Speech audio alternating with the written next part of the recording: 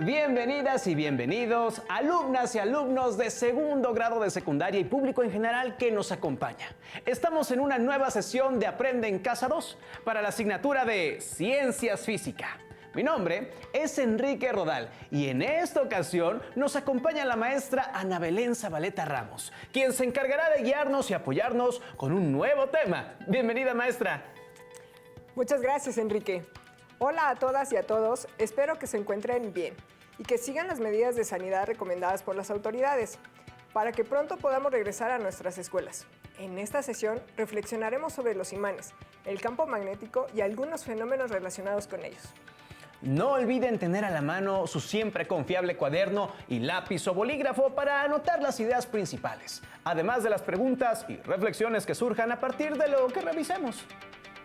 Su libro de texto es muy importante para poder profundizar en los temas.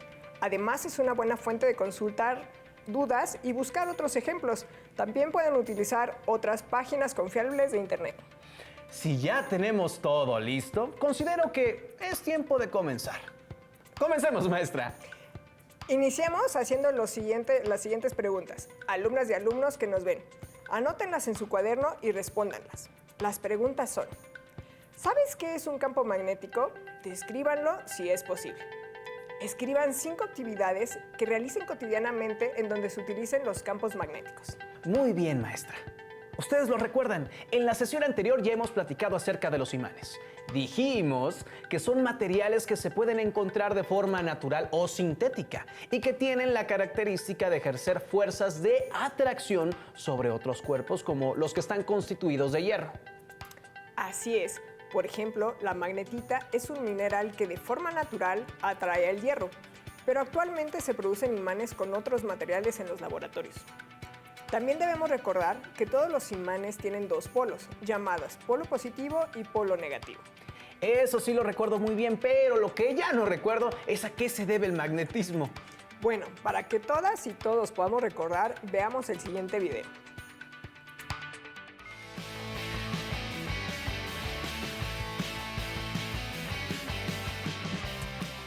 ¿Por qué algunos objetos son atraídos por imanes?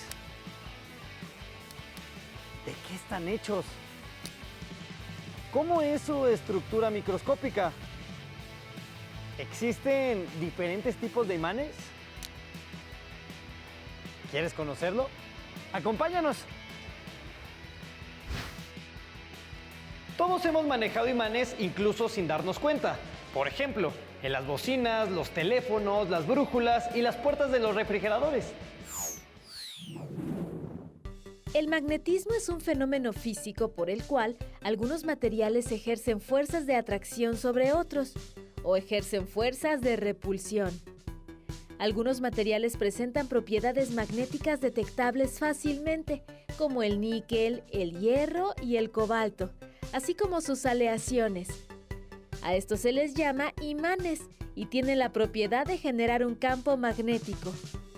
La mayoría de los materiales son influenciados en mayor o menor medida por la presencia de un campo magnético. Pero, ¿cómo se origina el magnetismo? Si dividimos un imán en 2 partes iguales, podemos ver que ambos fragmentos tienen 2 polos magnéticos, norte y sur. El imán original se transforma en 2. Ahora bien, si continuamos dividiendo cada fragmento, obtenemos idénticos resultados. No es posible obtener un imán con un solo polo. Si seguimos fragmentando hasta tener la partícula mínima de la materia, podemos deducir que un imán es el resultado de la unión de una multitud de pequeños imanes elementales, es decir, los átomos. Recordemos que los átomos tienen un núcleo positivo alrededor del cual giran los electrones, con cargas negativas. El magnetismo es el resultado del movimiento de los electrones en los átomos, es decir, de las corrientes eléctricas que se generan por este movimiento. Además de rodear al núcleo, los electrones giran sobre su propio eje. A este giro se le conoce como spin. El giro del electrón, es decir, su spin, le confiere un momento magnético, dependiendo del giro que tiene en un sentido o en el otro, lo que le otorga su carácter magnético. Cuando los momentos magnéticos de 2 electrones son paralelos, es decir, sus direcciones están alineadas con los polos norte y sur hacia el mismo lado, su configuración es inestable. Es lo que ocurre cuando acercamos dos imanes por el mismo polo y se repelen. Pero cuando giramos uno de los imanes para que los polos opuestos queden enfrentados, estos se atraen. En este caso, los espines de los electrones son antiparalelos y alcanzan una configuración estable. Vaya, ahora sí ya lo recuerdo todo, maestra. En especial que el magnetismo se debe a cargas en movimiento. Pero tengo una duda. ¿Qué es lo que hace que los imanes interaccionen a distancia con otros objetos? ¿Qué te parece si realizamos un par de experimentos para resolver tu pregunta? Me parece una muy buena idea. Alumnas y alumnos que nos ven, dibujen unos esquemas de los experimentos que realicemos. Y si es posible, repítanlos en casa, bajo la supervisión de un adulto. Dígame, maestra, ¿qué materiales vamos a utilizar? Necesitaremos imanes, limadura de hierro, 4 vasos, una hoja de cartulina.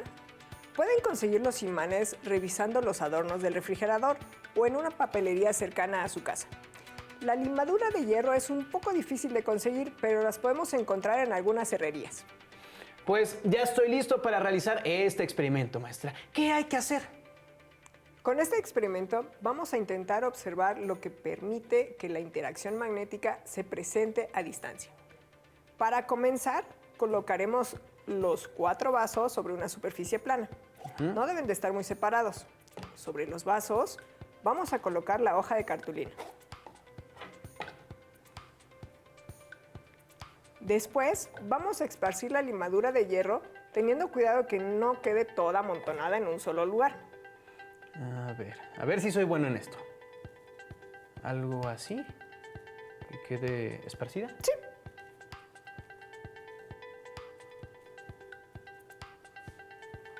Si quieres, con eso está bien. Sí, perfecto. Imaginemos que estamos echando sal a nuestra comida.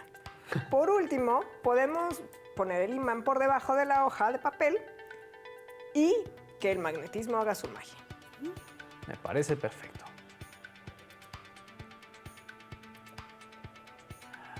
Ahí. Vaya. La limadura de hierro se está acomodando en unas líneas y si muevo el imán, esas líneas también se mueven bastante bien. ¿Por qué ocurre esto, maestra? Esto que estás observando son las líneas de campo magnético. El campo magnético es el espacio de actividad que rodea un imán.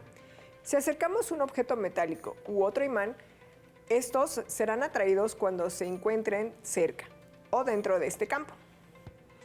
En el siguiente material audiovisual podemos ver algunas características del campo magnético. La región donde los imanes ejercen sus fuerzas se llama campo magnético. Los campos magnéticos se representan con líneas de fuerza que surgen desde el polo norte magnético hasta el polo sur. La densidad de las líneas de fuerza indica la magnitud del campo. Como podemos ver, estas líneas están más concentradas en los polos, donde el campo es mucho más fuerte, y se debilitan a medida que se van separando de dichos polos. Ahora entiendo por qué hay más limadura de hierro cerca de los polos del imán. Ahí es donde se acumulan las líneas del campo. Maestra, ¿y qué pasa si acerco 2 imanes? ¿Cómo se comportan las líneas del campo? Pues ya que tenemos la limadura de hierro en la hoja, vamos a verlo. Primero movemos un poco la limadura para repartirla uniformemente sobre el papel. Y luego vamos a colocar 2 imanes debajo de la hoja, primero con los polos de signo opuesto apuntando entre sí. Perfecto. Como que las líneas del campo magnético que salen de un imán entran al otro. Muy bien. Ahora, Enrique, vuelve a desordenar la limadura y coloca los 2 imanes debajo de la hoja, pero esta vez que queden los polos enfrentados, iguales. Perfecto.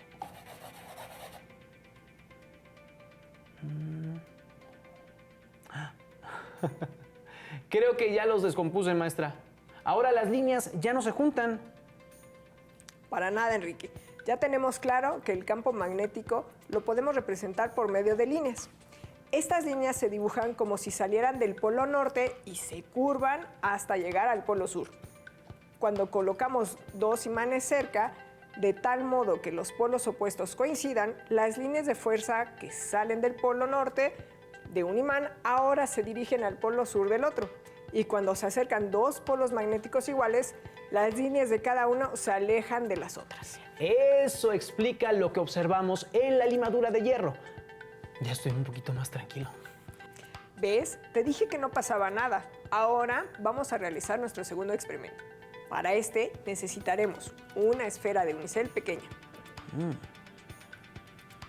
un imán,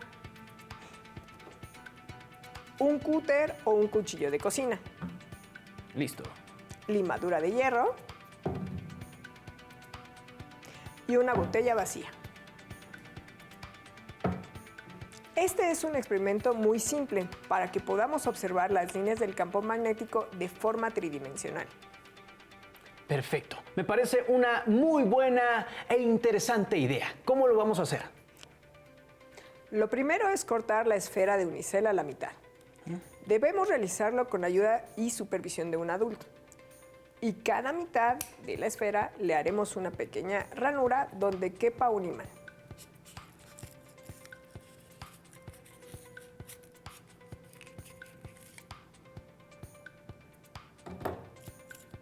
Y una ranura, ¿verdad?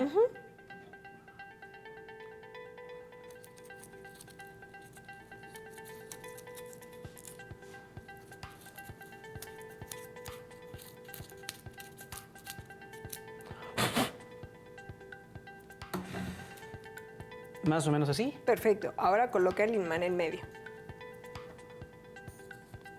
Ah, sí. Lo hice bien. Ahora la vamos a colocar en la boca de la botella. Exactamente. ¿sí? Sí.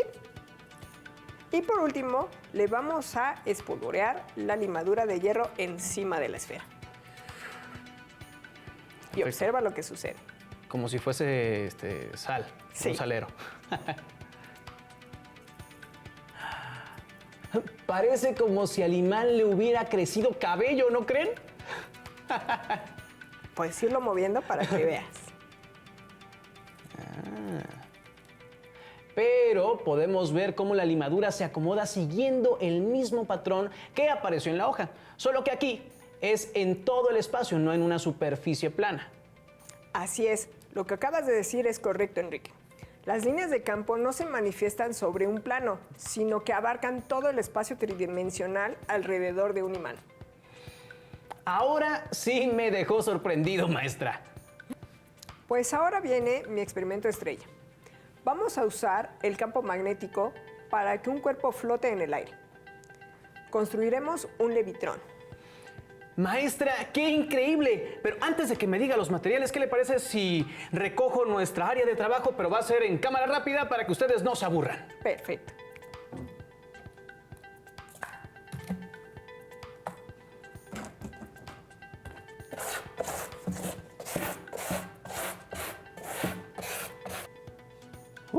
Listo, maestra. Ahora sí, ¿qué materiales vamos a ocupar? Necesitamos 2 discos compactos, una pistola de silicón, 32 imanes de los chicos redonditos, un lápiz o un palo de madera para papalote. ¿Y cómo se va a armar el levitrón, maestra? Con ayuda de un adulto y la pistola de silicón, pegaremos los imanes a los discos compactos, manteniendo todos en el mismo polo hacia arriba, uno junto a otro. Entonces, así. Exactamente. Pegamos los imanes restantes buscando que queden con el polo opuesto hacia arriba para que se alejen los imanes del otro disco. Es decir,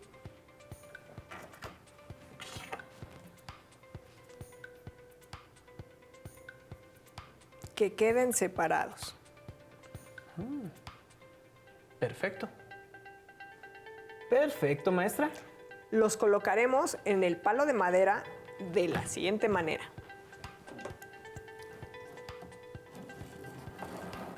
Aquí. Observa lo que sucede. Los discos no se tocan Ay, ay, ay. porque están flotando. Lo podemos ver, es un levitrón. Fascinante, maestra. Los campos magnéticos son muy interesantes. Así es, Enrique. Aquí tengo otro ejemplo.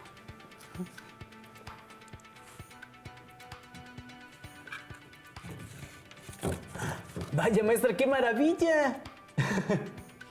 Ahora que ya observamos cómo son las líneas del campo magnético, es hora de hablar de algunas aplicaciones. ¿A poco los utilizamos en nuestra vida diaria, maestra? Es que, bueno, no veo cómo lo podemos usar. Bueno, te voy a hablar de dos ejemplos. Uno se usa en medio de transporte y el otro nos protege de la radiación solar. Se escucha que son muy importantes. ¿Cuáles son esas aplicaciones, maestra? En Japón tienen un sistema de transporte llamado tren bala. En lugar de que el tren ruede sobre los rieles, este levita. La base del tren tiene unos imanes que necesitan enfriarse a temperaturas muy bajas para que su campo magnético sea estable. Y para enfriarlos se utiliza nitrógeno líquido. El nitrógeno líquido está a menos 196 grados Celsius. Eso sí que es una temperatura muy baja. Tienes razón, Enrique. Pero este sistema de enfriamiento es muy costoso. Los rieles, por otro lado, están construidos con imanes, alimentados por corriente eléctrica. Gracias a esto, los trenes han alcanzado velocidades de hasta 400 kilómetros por hora. ¿De verdad, maestra? Eso es mucha velocidad. La verdad es que no me lo puedo imaginar, para nada. ¿Cuál es la otra aplicación que mencionó? No es una aplicación desarrollada por el ser humano. Sin embargo, es muy importante para preservar la vida en nuestro planeta. Y nos da uno de los fenómenos más maravillosos de la naturaleza, las auroras boreales. Estoy hablando del campo magnético de la Tierra. Entonces, la Tierra es un imán. ¿Eso es lo que dice? Sí, pero veamos el siguiente material audiovisual para despejar estas dudas. La brújula es una de las aplicaciones del magnetismo. Fue inventada en China en el siglo IX para determinar las direcciones en mar abierto. En un inicio era una aguja imantada flotando en una vasija llena de agua. El funcionamiento de la brújula hizo suponer que la Tierra se comportaba como un gran imán. Su núcleo externo es líquido y está formado principalmente de hierro y níquel. Sin embargo, el núcleo está a más de 6000 grados centígrados y a esta temperatura las propiedades magnéticas se pierden. Entonces, ¿qué es lo que origina el magnetismo de la Tierra? Una explicación es que la circulación del líquido conductor del núcleo produce corrientes eléctricas que generan un campo magnético. Y a su vez, como si fuera un dínamo, este campo produce más corrientes eléctricas que continúan induciendo el campo magnético. Esto sucede de manera cíclica una y otra vez. En el año 1600, William Gilbert observó que la distribución del campo magnético en la superficie de un imán esférico coincidía con lo que se conocía, en ese entonces, de la distribución del campo magnético terrestre. Y aunque él concluyó que la Tierra era un imán gigantesco gracias al conocimiento científico, hoy sabemos que la Tierra se comporta como un imán, mas no es un imán propiamente dicho.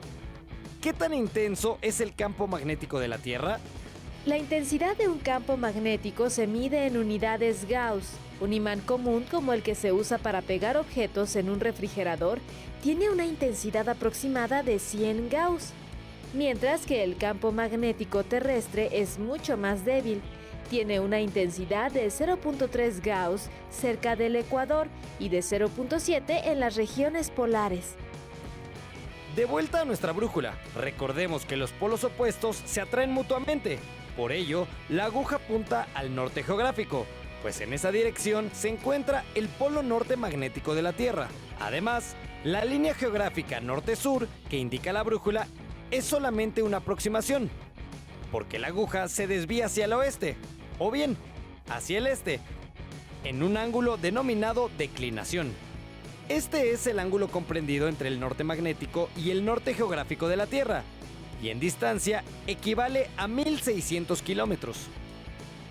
Sin embargo, no siempre ha sido así, pues se ha comprobado que el campo magnético de la Tierra ha invertido su polaridad 170 veces en los últimos 100 millones de años, por motivos que aún no quedan del todo claros.